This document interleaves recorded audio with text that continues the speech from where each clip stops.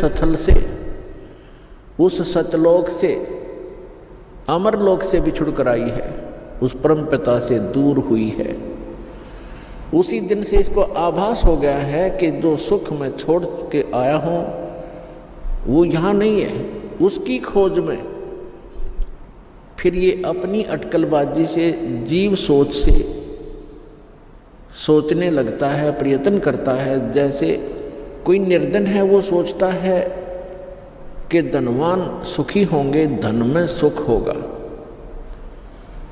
और धनी व्यक्ति को स्वप्न में भी सुख नहीं होता। पुण्यात्माओं, निर्धन को तो ये बात जचे नहीं कि धनवान सुखी नहीं, लेकिन किसी धनवान यानी मायाधारी से मिलकर देखना उसके ऊपर कितनी समस्याओं का पहाड़ होगा, आप सोच भी नहीं सकते। जहाँ माया है वहाँ शीतलता नहीं हो सकती, जहाँ भट्ठी अग्नि की तप रही हो वहाँ शीतलता नहीं हो सकती। ये माया अग्नि की भट्ठी है, इसके निकट बैठकर प्राणी कभी भी शीतलता महसूस नहीं कर सकता। धनी व्यक्ति सोचते हैं कि राजा लोग सुखी होंगे। राजा को सुख स्वप्न में भी नहीं होता। आपको ऐसा लगता है जैसे इसके आगे पीछे बड़ी सेना चलती है, बड़े बड़े अधिकारी सलूट लगा रहे होते हैं, ये महासुखी होगा, कारों में चलते हैं। सपने में भी सुख नहीं है इनको, क्योंकि हमने सुख का पता ही नहीं जो सुख होता है। राजा लोग समझते हैं कि ऊपर के ये देवता लोग सुखी होंगे स्वर्ग आदि में। स्वर्ग के देवता सोचते हैं इंद्र सुखी होगा, जो देवराज है, देवताओं का राजा है। और देवराज सोचता है कि ब्रह्मा विष्णु महेश सुखी हैं। ब्रह्मा विष्णु महेश कहते हैं हम स्वप्न में भी सुख नहीं हमारे को। आपने भगवान विष्णु की कथा पढ़ी होगी, बहुत बार सुनाई है। देवी भागवत प्रथम स्कंद में खुद स्वीकार करते हैं श्री विष्णु जी, ब्रह्मा जी को बता रहे हैं कि मैं अधिकतर समय में तप करता हूँ और तप से अपने बैटरी चार्ज करके सिद्धियाँ प्राप्त करके फिर राक्षसों के साथ युद्ध करता हूँ। कभी मुश्किल से कोई समय मिलता है तो लक्ष्मी के साथ सुखपूर्वक समय बिता पाता हूँ। तो खाक सुख है यहाँ पर।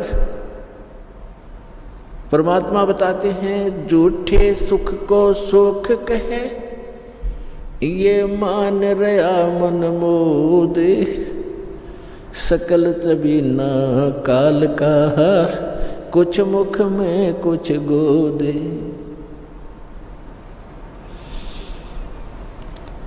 इस झूठे सुख को सुख कहे, ये मान रहा मनमोद। कौन से झूठे सुख को? एक व्यक्ति बता रहा था कि मेरे एक कन्या ने जन्म लिया, जन्म से उस कन्या के गुदा स्थान नहीं था। इसको देखकर मेरे ऊपर पहाड़ टूट गया समस्या का। महा दुखी हो गया मैं। डॉक्टर के यहाँ लेकर गया मेडिकल में। जिस वार्ड में मेरी बेटी को भर्ती किया उसमें ऐसे 3-4 केस और थे। तब मुझे कुछ राहत मिली कि मेरे जैसे और भी दुखी हैं। बताओ इससे क्या लाभ मिला उसको? अपना मन में मान लिया कि चलो और भी दुखी हैं तो मैं भी दुखी हूँ, कोई बात नहीं। क्या वो दुख हल्का हो गया? क्या गुदा स्थान बन गया बेटी का? तो पुण्यात्माओं, इसे गंदे लोक में रह रहे हम। यहाँ सुख नाम की चीज नहीं है। हम एक दूसरे को दुखी देखकर उससे हल्का दुख हो या उसके बराबर हो हम अपने राहत मान लेते हैं। यहाँ कोई विकल्प नहीं है। जैसे एक व्यक्ति के 3 पुत्र थे। एक पुत्र की मृत्यु होगी, बहुत दुखी, बुरी तरह रो रहे हैं, आहार भी नहीं कर रहे हैं। शोक व्यक्त करने वाले व्यक्तियों में एक ऐसा व्यक्ति उपस्थित था जिसका एक ही पुत्र था वही मृत्यु को प्राप्त हो चुका था। तो सांत्वना देने वालों ने कहा कि देख भाई, यहाँ तो ऐसा ही है, सभी की मृत्यु होती है, ये तो भगवान वाला बात है, चिंता मत करो। देखो ये भाई बैठा है, इसको देख कर जी ले, इसका इकलौता पुत्र था, उसी की मृत्यु होगी, ये भी तो अपना समय व्यतीत कर रहा है, धैर्य कर। तो तब उस व्यक्ति को कुछ होशी आई, हाथ मुंह धोए, कुछ देर में खाना भी खा लिया। अब उसने ये सुख मान लिया कि देख इस बेचारे का इकलौता पुत्र था और वही मर गया, मृत्यु को प्राप्त हो गया। शुक्र है मेरे तो 3 थे, मेरा तो एक ही मरा है, 2 तो बचे हैं, पहले इससे सुख मान लिया। क्या वो बेटा वापस आ गया? तो यहाँ परमात्मा कहते हैं झूठे सुख को सुख है ये मान रहा मनमोद, और सकल चबीना काल का, कुछ मुख में कुछ गोद।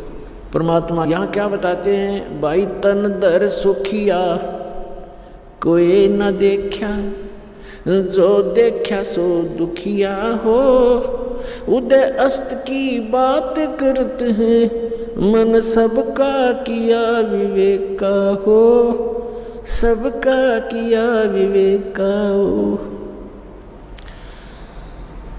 भाई घाटे बाधे सब जग दुखिया, के गृहस्थी बैरागी हो, लाभ हानि से सब कोई दुखिया, के गृहस्थी बैरागी हो, सुख देव ने दुख के डर से, गर्भ में माया त्यागी हो, गर्भ में माया त्यागी हो, तंदर सुखिया कोई न देखा, जो देखा सो दुखिया हो, उदय अस्त की बात करते हैं, मन सबका किया विवेका हो, सबका किया विवेक।